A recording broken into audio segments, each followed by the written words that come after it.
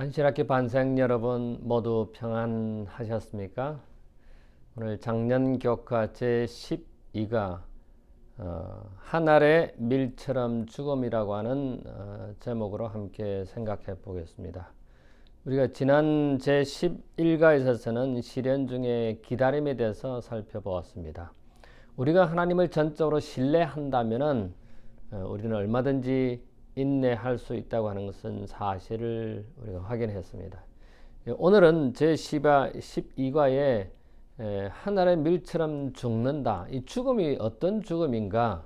물론 육체적인 죽음을 의미하는 것은 아니죠. 우리 자아의 죽음을 의미합니다. 오늘 이 교과를 공부해서 우리 모두에게 유익한 교과 내용이 되기를 바랍니다. 먼저 TMI 실천해 보면 재해지역에서 자원봉사하세요. 여러분 재해지역에 가셔서 자원봉사한 경험이 있습니까? 아마 이런 일에 참여하신다면 큰 기쁨과 보람을 느낄 수 있을 것이라고 생각합니다. 두 번째, 재난구호성금에 동참하십시오. 여러분 지금 현재 전 세계 재난에 어려움 가운데 있는 사람들이 있습니다. 예를 들면 파키스탄, 국가 전체 3분의 1이 물에 잠겼습니다. 이런 곳에 지원금을 보낸다면 그들에게 큰 도움이 될 것으로 확신합니다. 그 다음에 취약계층 가족들과 함께 소풍을 가세요. 어려운 가족들하고 여러분 소풍을 가신 적이 있습니까? 만약에 한 번도 없으시다면 이런 가정들과 함께 소풍을 함께 가보십시오. 참 좋을 것입니다. 그들이 얼마나 행복해하고 고마워하는지 모릅니다. 자, 오늘 기억절 말씀입니다. 요한복음 12장 24절에 있는 말씀이지요. 내가 진실로 진실로 너희에게 이르노니 한 알의 밀이 땅에 떨어져 죽지 않으면 한 알 그대로 있고 죽으면 많은 열매를 맺느니라 라고 하고 있습니다. 여러분 이 한 알의 밀에 대해서 예수님께서 우리에게 비유를 주신 하나님의 뜻에 어떻게 복종할 것인가. 첫 번째, 밀알이 땅에 떨어져야 합니다. 두 번째로는 그 밀알을 기다리고 세 번째는 그 밀알이 죽어야 하는 것입니다. 반드시 그 밀알이 죽어야 열매를 맺을 수 있다고 하는 사실을 우리는 확인하게 됩니다. 이번 주 우리가 공부를 하는 그 학습 포인트는 하나님의 뜻이 최선이라는 것을 알면서도 그것을 받아들이기가 그처럼 어려운 이유는 무엇인지, 또 예수님께서 우리에게 남겨준 모본은 무엇인지를 확인하는 교과입니다. 자, 학습 목표는요. 자아를 죽이고 하나님을 위한 자리를 마련할 때 고난 중에도 하나님의 뜻을 발견할 수 있음을 깨닫는다 하는 것입니다. 여기 TMI 위로업에 몇 가지 질문이 있죠. 첫 번째, 어떻게 행동해야 한다는 것을 알면서도 하기 힘든 일에는 어떤 것이 있을까요?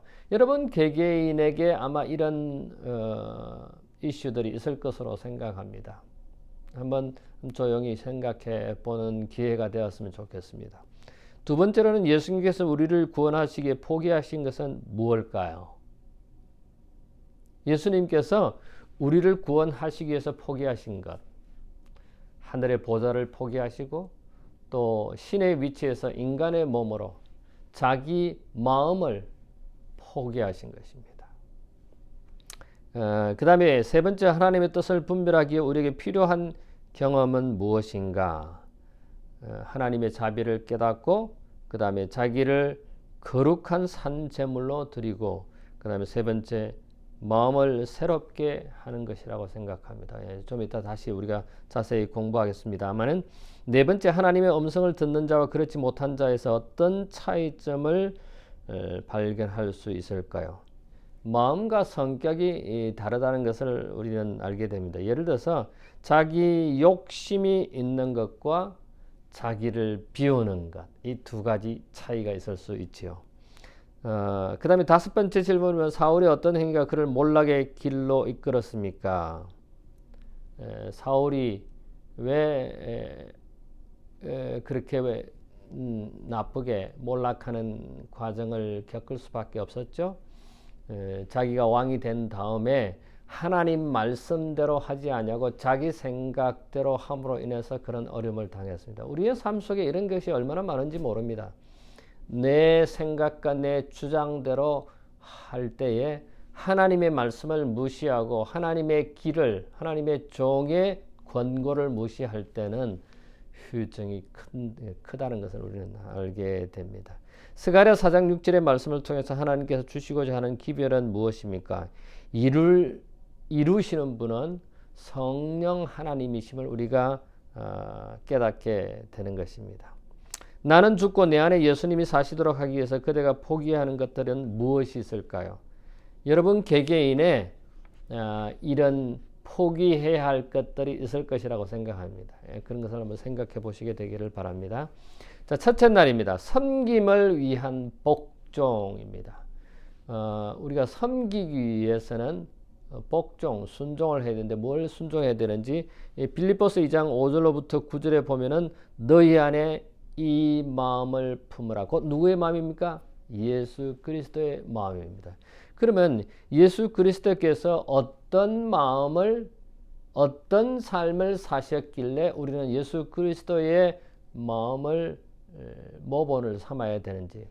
첫 번째, 예수님께서는 하나님과 동등됨을 취하지 않으셨다고 그랬습니다. 다시 말해서 신적 위치에서 자신을 내려놓은 것입니다. 두 번째, 자기를 비워 종의 형체, 즉 사람의 모양, 인간으로 이 땅에 오셨다고 하는 사람입니다.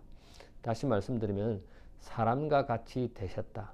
종의 모습을 지었다고 하는 것은 이거는 온 우주가 발칵 뒤집힌 것입니다. 어떻게 신이, 하나님이 인간으로 종의 형체로 이 땅에 오시느냐 하는 것입니다.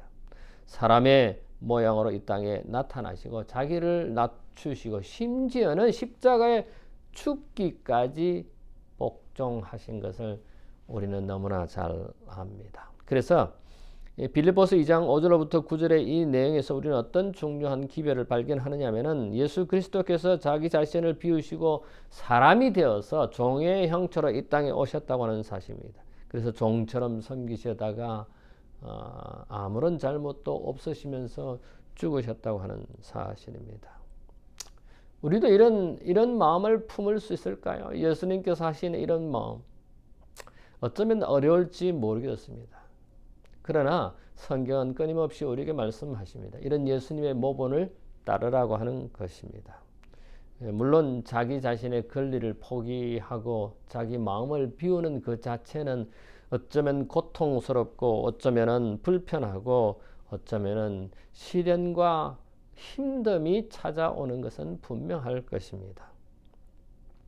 그런데 이 빌립보 2장 5절부터 8절에 예수님께서 자신을 아버지의 뜻에 복종시키기 위해서 자신을 세 단계로 하는데 저는 뭐 4단계, 뭐 5단계 이렇게도 생각해 볼 수 있다고 합니다. 여기에 첫 번째는 아버지와 동등됨을 포기합니다. 여러분 때때로 자기 자신을 포기를 하고 자기 자신을 희생하는 그런 때가 오는데 과연 친구가 제가 이번에 미주교협회 총회에 다녀왔습니다. 친구가 자기는 선물을 못 받았다고 그래요. 그래서 제가 얼른 제 것을 주었습니다. 그래 내 거를 가지라. 저도 사실 그 가지고 싶은 선물이었습니다만은 제가 친구에게 기꺼이 그것을 포기했습니다. 한편으로는 좀 아까운 생각도 들었습니다. 나도 저게 좀 필요한데. 그러나 내 자신을 포기한 것입니다. 내 마음을 포기해서 그 친구가 행복해하는 모습을 보면서 제 마음이 흐뭇했습니다. 그러니까 예수님께서는 자기 자신이 동등됨을 포기하셨고 두 번째 유한한 인간의 모습으로 이 땅에 오셨다고 하는 사실입니다. 세 번째로는 종의 모습으로 오신 사실입니다. 그 다음에 마지막으로는 예수님이 죽기까지 복종하셨다. 십자가에 아무런 잘못도 없이 십자가에 우리를 구원시키기 위해서 우리를 위해서 십자가에 달려 돌아가셨다고 하는 사실입니다. 이 목회자 입장에서 볼 때 참 이런 경우가 가끔 있습니다. 내 자신을 포기하고 성도들을 위해서 다른 사람을 위해서 그들의 이익을 위해서 내 자신의 이익을 권리를 포기하는 경우가 있습니다. 그래서 저는 목회 철학이 손해보는 목사입니다. 여러분 손해보는 그리스도인 얼마나 좋습니까? 언젠가 제가 중동부 여행의 새벽 기도회에 손해보는 그리스도인에 대해서 설교한 적이 있습니다. 그럴 때 식당에서 밥 먹을 때나 또는 이렇게 걸을 때 만나면은 목사님 오늘 말씀이 참 좋았습니다. 손해보는 그리스도인으로 살겠습니다. 그런 말을 들을 때 제 자신이 참 감동적이고 가슴이 뭉클해지고 눈시울이 뜨거지는 경험을 한 적이 있습니다. 여러분 자기 자신을 포기한다고 하는 것이 쉽지는 않습니다만은 그러나 우리가 다른 사람을 섬기기 위해서는 내 자신을 포기해야 하는 것입니다. 예수님께서는 우리 인간을 구원시키기 위해서 우리 인간을 섬기기 위해서 자기 자신을 포기하시고 하늘에서 이 땅에 내려오신 것입니다.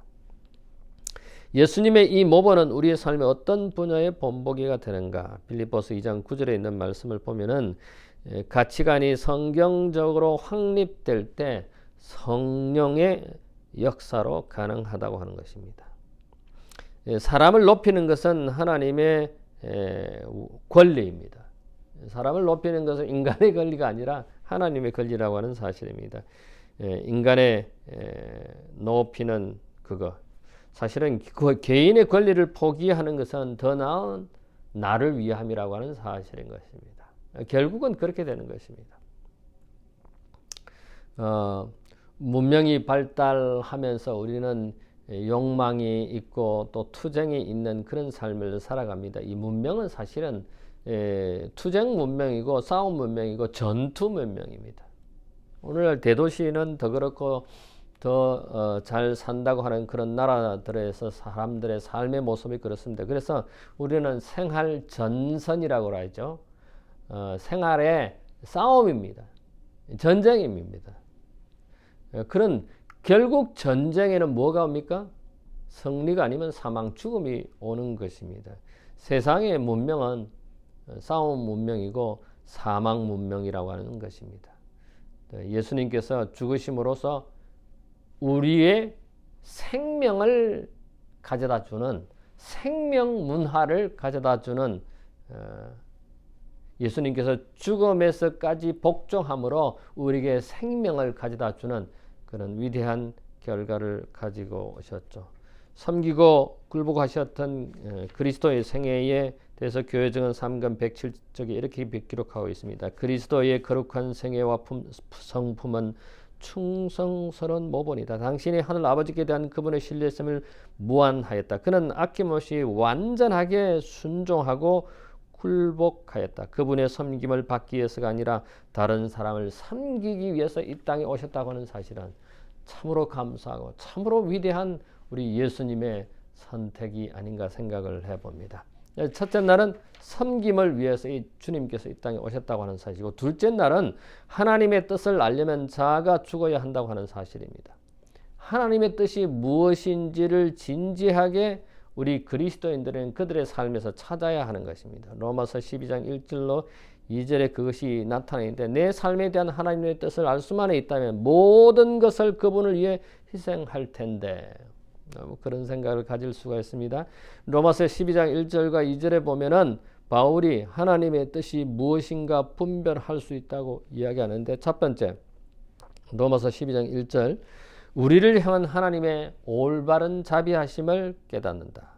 하나님의 자비하심을 깨닫는다고 하는 사실입니다. 두 번째, 우리 자신을 하나님께 거룩한 산제물로 드린다. 로마서 12장 2절에 세 번째, 우리의 마음이 새롭게 된다. 우리의 새롭게 된 마음만이 하나님의 뜻을 올바르게 분별할 수 있다고 하는 것입니다. 이렇게 하기 위해서는 먼저 우리의 자아가 죽어야 한다고 하는 사실이죠. 나의 삶에서 완전히 죽지 않은 부분이 무엇인지 보여주시기를 성령님께 간구하라. 그대가 하나님께 바쳐진 삶 제물이 되기 위해 포기해야 할 부분은 무엇인가? 자아죠. 그렇지 않습니까? 여러분의 자아를 포기한다면은 우리는 하나님께 산 제물이 될 수 있을 것이라는 생각이 듭니다. 여기 부인해야 할 것은 바로 자아인 것입니다. 우리는 이미 죽은 자들입니다. 왜냐하면 아담 안에서 우리가 태어나지 않았습니까? 아담의 자손, 아담의 씨 아닙니까? 근데 아담은 이미 죽은 자입니다. 죽은 자의 씨앗을 태어났으니까 우리는 이미 다 죽은 자들과 같은 것입니다. 우리가 우리 몸을 산 제사로 바치는 그것은 교회적은 이건 70쪽에 보면 하나님께서는 모든 사람이 그들의 몸을 그분께 산 제사로 바치기를 원하시고 그 행위가 장애를 야기시키고 불결과 질병으로 가득 찬 죽은 제사나 죽어가는 제사를 원치 않으신다. 우리 자아가 살아있는 그 자세는 하나님께 드릴 수 없다는 것입니다. 하나님께서 원치 않으신다는 것입니다.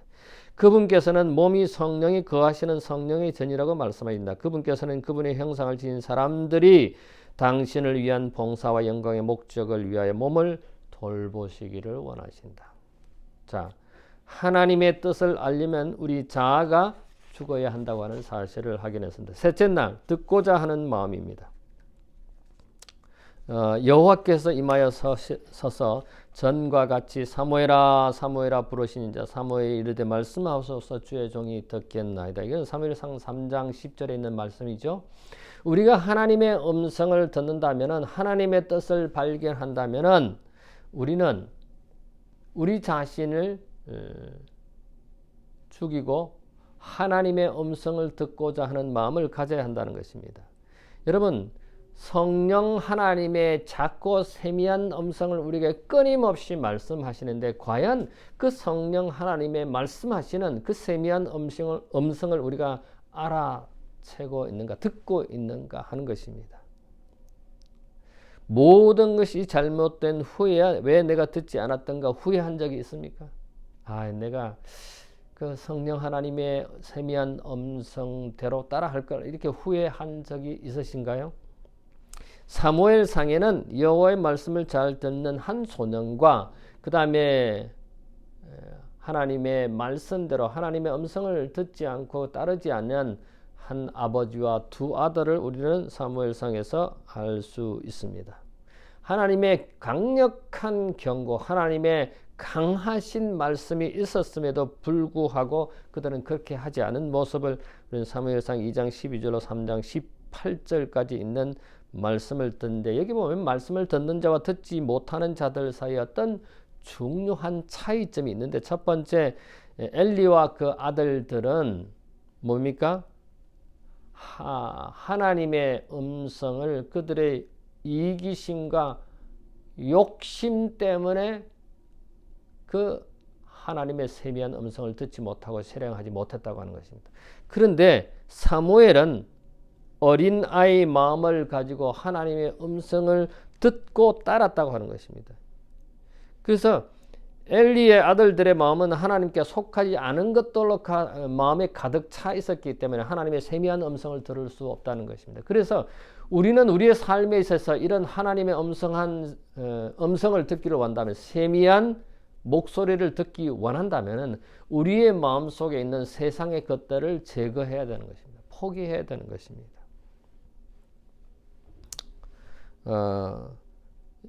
성령님께서는 세미한 음성으로 우리에게 말씀하신다. 그러므로 우리에게는 사무엘처럼 열린 마음으로 하나님의 음성을 들으려고 하는 자세가 필요하다라고 기록가는 우리에게 말씀하고 있습니다.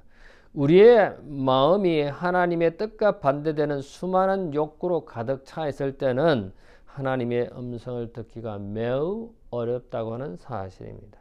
하나님의 음성을 듣는 일은 우리의 마음을 비우고 하나님께서 역사하실 수 있는 공간을 마련하는 데서부터 시작되는 것입니다. 그런 빈 마음에 여러분 그릇도 빈 그릇에 물을 담고 뭐를 담을 수 있는 것처럼 말입니다. 우리의 마음이 비어 있지 않는다면 하나님의 음성을 담을 수가 없고 하나님의 음성을 들을 수가 없다고 하는 사실인 것입니다. 자, 우리는 듣고자 하는 마음, 즉 성령 하나님께 간구함을 통해서 성령 하나님의 세미한 음성을 듣는 여러분과 제가 되었으면 참 좋겠습니다. 때때로 우리의 생각이 너무 세상의 것으로 꽉 차 있을 때, 우리의 마음이 너무 세상의 것으로 꽉 차 있을 때는 하나님의 음성을 들을 수도 없고 하나님의 뜻을 알아챌 수도 없다고 하는 사실입니다. 자, 넷째 날에 한번 가봅시다. 넷째 날은 자신을 의지합니다. 사무엘상 13장 1절부터 14절에 기록된 이어지는 이야기를 읽어보라. 사울이 어떤 행위가 그를 몰락으로 이끌는가? 여러분, 사울의 어떤 행위가 그를 몰락으로 이끌었습니까? 사울이 자기가 왕이 되고 난 다음에 내가 왕이 되었으니까 내 권위로 제사장이 해야 할 일을 하지요.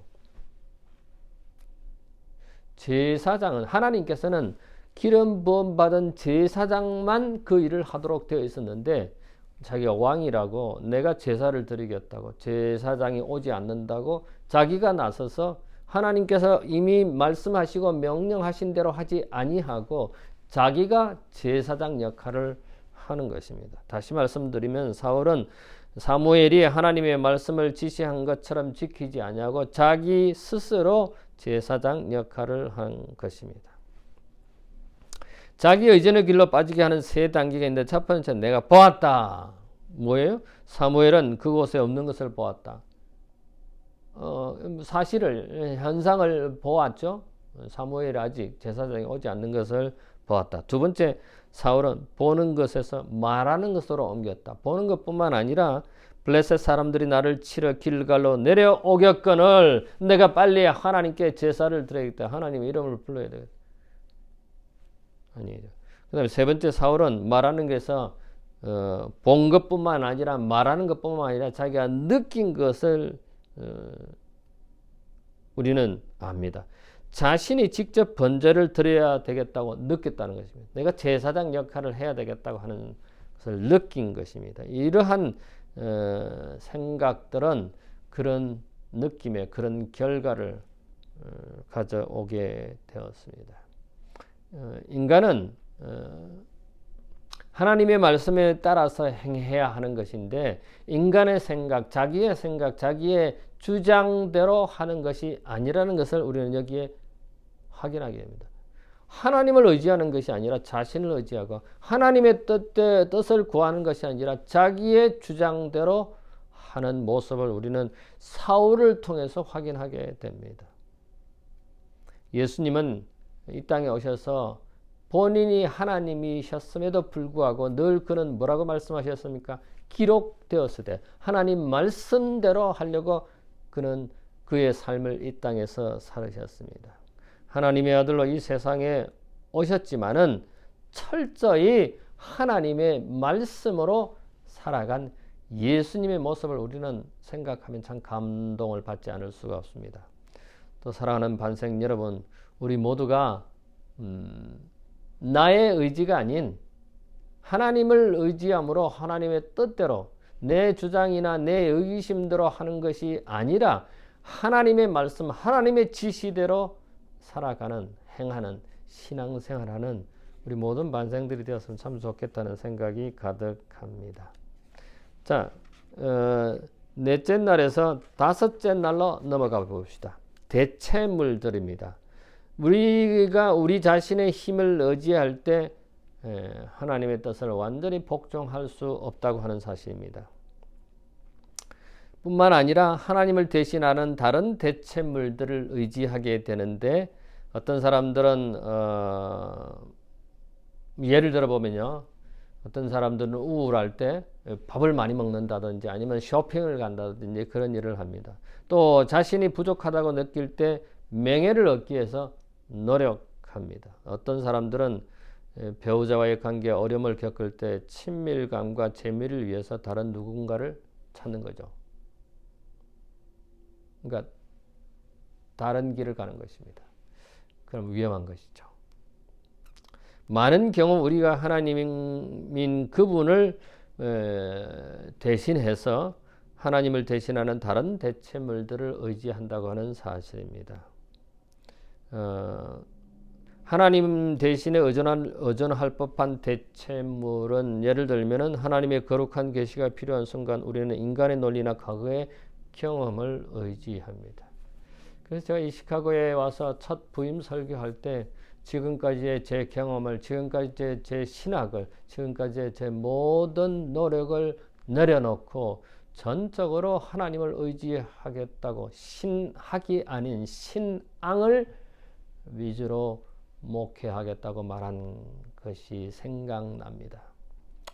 여러분 우리가 하나님을 대신한 그 대체물들은 결코 바람직하지 않음을 우리는 이 시간에 다시 확인하게 됩니다. 자, 또 다른 대체물 두 번째는 하나님의 생생하고 거룩한 해결책이 필요한 순간 우리는 마음으로부터 문제를 차단해 버린다. 우리 마음에서부터 아예 그것을 블락시키는 거예요. 하나님의 방법을 찾고자 하나님의 뜻대로 하려고 하는 그런 마음이 아닌 세상의 것을 의지하고 세상의 방법을 찾는 그런 마음으로 간다고 하는 것입니다. 세 번째, 거룩한 능력을 얻기에 하나님과의 교통이 필요한 순간 우리는 현실로부터 도피함으로 하나님을 피해버린다. 아예 그 상황을 그냥 하나님께 구하고 하나님과 함께하는 것이 아니라 아예 그 상황을 피해버린다는 것입니다. 스가랴는 이런 유혹을 받을 때 정말 중요한 문제에 초점을 맞추는데 그것은 많은 시간이 지나고 바벨론 포로에서 돌아오자 백성들을 곧 성전을 중건하기 시작했는데 그때 엄청난 반대가 있었죠. 그게 에스라 4장부터 6장에 보면은 예루살렘 성전을 다시 재건하는 그 일에 있어서 어려움이 있었지만은 그러나 스가랴는 스룹바벨을 격려하고 지도해서 마침내 그 일을 이루어 가죠. 때때로 우리가 극심한 반대에 직면했을 때 그것은 우리의 소중한 연단의 기회이므로 다른 대체물을 의지하지 말고 끝까지 하나님의 능력을 신뢰해야 한다고 하는 것입니다. 이 스가랴 4장에 나오는 이 기별에 보면은 성령님의 도우심이 성전 중건에 어떤 영향을 미쳤나 하는 것입니다. 이는 힘으로 되지 아니하고 능력으로 되지 아니하고 무엇으로요? 오직 나의 영으로 되니라. 그러므로 우리 사랑하는 반생 여러분들이시여 우리가 교회 일을 할 때나 어떤 일을 할 때 나의 능력이 아니라 나의 힘이 아니라 나의 지혜가 아니라 나의 경험이 아니라 오직 성령 하나님의 역사하심을 우리가 간구함으로 모든 일들을 이루어 가시는 우리 모든 반생들이 되었으면 참 좋겠습니다.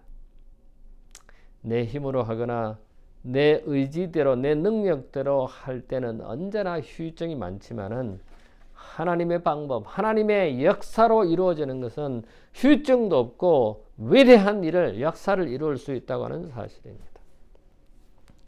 자, 마지막 날입니다. 부저와 선지자에 보면은 우리가 우리 자신의 욕망과 야망에 대하여 죽을 때 비로소 하나님의 뜻에 복종할 수 있다. 마침내 다른 사람을 섬길 수 있게 된다고 하는 것입니다. 여러분, 우리가 다른 사람을 섬긴다고 하는 그 자체는 내 자신을 포기해야, 자아를 포기하고 내 주장을, 내 경험을 포기해야 내 권위를, 내 위치를, 내 권한을 포기해야 다른 사람을 섬길 수 있다고 하는 사실입니다. 하나님의 말씀과 능력 외에 다른 대체물을 의지한다고 하는 것이 얼마나 위험한 것인지 그분을 의지하는 법을 가르치기 위해서 때때로 우리에게는 시련을 허락하신다고 하는 사실입니다. 여기에 핵심적인 토요일을 위해서 질문이 있죠. 우리의 죄를 속하기 위해 인간의 몸으로 이 땅에 오신 놀라운 겸비에 관해서 이야기해보자. 자기 희생과 자기 부인이 무슨 뜻인지, 예수님께서 보여주신 삶의 원칙이 무엇인지 우리는 말씀을 읽고 연구하고 또 명상하여 깨달아서 말씀에 전적으로 굴복해야 함을 우리는 확인하게 됩니다. 우리는 성령 하나님께 간구하심으로 성령의 인도하심으로 그 일을 이루어갈 때 휴증이 없고 위대한 사역을 이룰 수 있다고 하는 것인데 예수님께서는 이 땅에 오셔서 자기의 신의 위치를 포기하고 겸손하게 종의 모습으로 우리를 위해 섬기셨다고 하는 사실입니다. 두 번째입니다.